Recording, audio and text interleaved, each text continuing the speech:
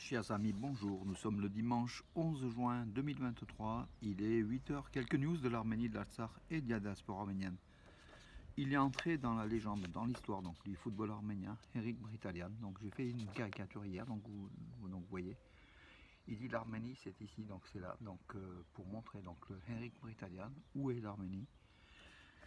Il était en finale de la Champions League, donc la compétition la plus importante d'Europe au niveau des clubs, entre Manchester City et l'Inter de Milan. Manchester City qui s'est difficilement imposé 1-0. Eric Britalian a fait l'exploit d'être le premier Arménien, le premier citoyen arménien à disputer une finale de la Champions League. Malheureusement, il n'a joué qu'une dizaine de minutes. Il est entré à la 84e minute. Il était blessé, il revenait d'une blessure. Voilà, l'entraîneur ne l'a pas fait confiance pour le titulariser dès le départ. Donc il a joué à peu près une dizaine de minutes. Il a plutôt bien joué, mais bon, ce n'était pas suffisant pour démontrer toute sa compétence. Mais en tout cas, son nom est désormais inscrit dans les tablettes de l'histoire. Le premier joueur professionnel arménien à disputer une finale de la Ligue des Champions. Bravo Eno.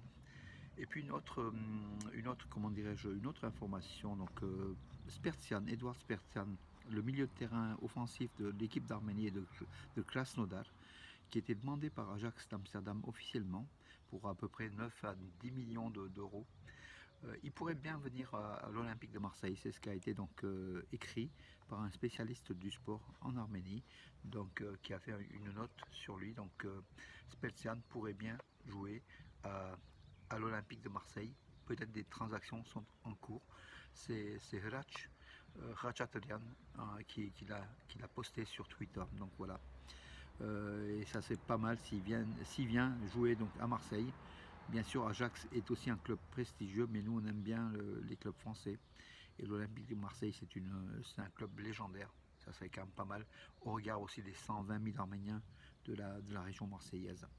Et puis des Arméniens, des 700 000 Arméniens de France, ça serait quand même pas mal. Le ministre de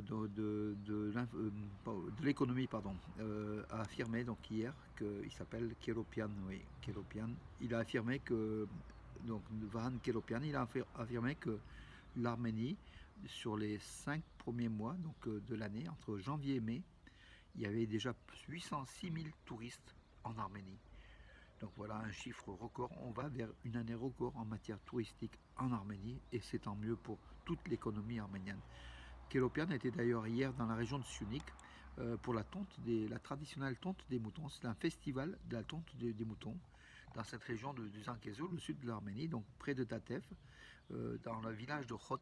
Donc hier toute la journée, des milliers de personnes ont vu comme les bergers ou les tondeurs tondre donc les moutons voilà. Et le ministre y était, donc c'était la fête de l'agriculture, la fête une fête très très très développée d'ailleurs par le ministère le comité chargé du tourisme en Arménie, puisque ça a drainé quand même des centaines et des centaines de touristes, mes amis. Si vous allez donc en cette période chaque année en Arménie, donc au mois de juin, allez-y donc à Datev ou à côté le village de Terre, le village de pas loin de Datev en fait, hein, donc dans la région de Syunik, pour assister à la tonte des moutons, tout simplement. Voilà. Que dire d'autre, mes amis donc ce matin, oui, les forces armées azéries ont tiré des obus à partir d'un mortier de 60 mm en Artsakh, donc hier. Violation du cessez-le-feu, bien sûr, comme tous les jours, je dois dire, c'est même pas une nouvelle, c'est chaque jour, comme ça. Les Arméniens, fort heureusement, n'ont pas de victimes, mais en tout cas, Aliyev, à chaque fois, fait monter la pression avant de signer quoi que ce soit, et quand il signe, il respecte pas. Donc voilà la situation, tant en Artsakh qu'en Arménie. Alors, donc la médiation de l'Union européenne, la Russie se fâche. La médiation de l'Union européenne sur le conflit arméno-azéri vise à écarter la Russie de la carte des négociations, du processus de négociation. C'est ce qu'a affirmé Maria Zakharova, la porte-parole du ministère russe des Affaires étrangères. La Russie n'est pas du tout contente qu'il y ait donc les forces d'interposition de l'Union européenne en Arménie, à la frontière entre l'Arménie et l'Azerbaïdjan. Donc la médiation de l'Union européenne dans les relations arméno-azéries a un caractère absolument politisé. L'un des exemples concrets sont les résultats peu exprimés de l'activité de la mission de l'UE en Arménie, a affirmé Zakharova. Donc voilà pour dire que Moscou n'aime pas que d'autres foules de ce chasse-gardée qui est le Sud-Caucase. Voilà, donc n'est pas du tout content de la présence des Européens, des observateurs, la centaine d'observateurs européens qui font pourtant pas grand-chose en Arménie, sur le sol de l'Arménie, qui considère comme une zone, comment dirais-je, c'est la Russie qui veut faire l'arbitre donc entre l'Arménie et l'Azerbaïdjan, quitte à allumer le feu un peu à droite, un peu à gauche, tout simplement. Hein. C'est divisé pour mieux régner, la devise des tsars qui est appliquée par le tsar Poutine. Alors, à ça, aujourd'hui, il n'y a pas d'alternative pour les casques bleus russes. Donc, c'est ce qu'en fait, aujourd'hui, il n'y a pas d'alternative pour les casques bleus russes au Haut-Karabakh, affirme l'ambassadeur de Russie en Arménie, Sergei Kopytkin. Donc, Sergei Kopytkin, l'ambassadeur de Russie à Yerevan, a affirmé que la présence des casques bleus des forces de paix russes en Artsakh, il n'y a pas d'autre alternative aujourd'hui. Donc, voilà, et effectivement, c'est eux qui défendent quand même de façon précaire le statut suite à la signature du 9 novembre 2020, un statut pratiquement de paix, mais avec des tirs réguliers. Mais en fait, voilà, la Russie dit que ces 2000 soldats déployés en Artsakh font du travail. Et effectivement, il faut quand même remarquer que sans eux, ça aurait été quand même beaucoup plus catastrophique. Voilà. Et la Russie, donc, par cette déclaration de Kopytkin, veut une nouvelle fois insister sur la place de la Russie dans les négociations entre l'Arménie et l'Azerbaïdjan, et en Artsakh et en Arménie. Voilà, donc, un retour en force de Moscou dans le dossier du conflit arméno-azéri. Voilà. La Russie qui n'aime pas trop que d'autres s'occupent, que l'Europe s'occupe, que Washington s'occupe. Et pourtant, le gouvernement pachinian avait fait un virage plutôt du côté de Bruxelles, de Paris et de Washington. La poste arménienne a mis un terme dédié au film arménien, dans le cadre des séries de films arméniens. Donc la poste arménienne vient de sortir un très très beau terme sur le cinéma arménien, et c'est régulier en fait. Hein, voilà, de très très beaux termes. Avis aux collectionneurs, mes amis. Voilà. Écoutez, pour ce dimanche 11 juin, non, il est 7h47, il n'est même pas 8h.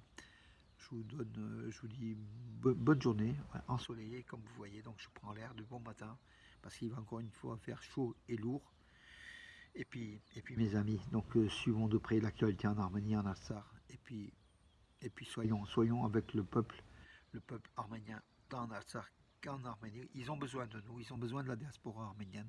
On est là pour eux, on est là pour les soutenir, mes amis. Et on dit il faut dans l'union, on peut les aider de façon très très efficace. Voilà. Et puis mes amis, ce dimanche, donc à Romans-sur-Isère, donc à côté de Valence, à 20 km de Valence, en l'église Saint-Nicolas de Romans, donc il y a une messe arménienne réalisée par le père Roussik Sarkisian, avec les diacres donc Garbis Mualian et Vatkes Vatanian. Et puis après, donc c'est à 10h30 la messe, et puis après 13h30, donc il y aura une conférence sur le Muron, le Saint-Crème, à la salle Sévan. Donc conférence réalisée par le père Roussik Sarkisian, qui est un spécialiste, qui est un fin connaisseur de l'histoire de l'église arménienne. D'ailleurs, il connaît beaucoup de choses. Déjà à lire son livre sur la famille arménienne. C'est un grand intellectuel qui sert l'Église, qui sert le peuple arménien, qui sert la nation arménienne. En tout cas, bravo à lui, bravo aussi à tous les fidèles qui vont perpétuer la tradition arménienne autour de l'Église, autour de la chrétienté arménienne. Voilà, mes amis. Je vous donne rendez-vous à demain, et bon dimanche ensoleillé pour vous. Merci.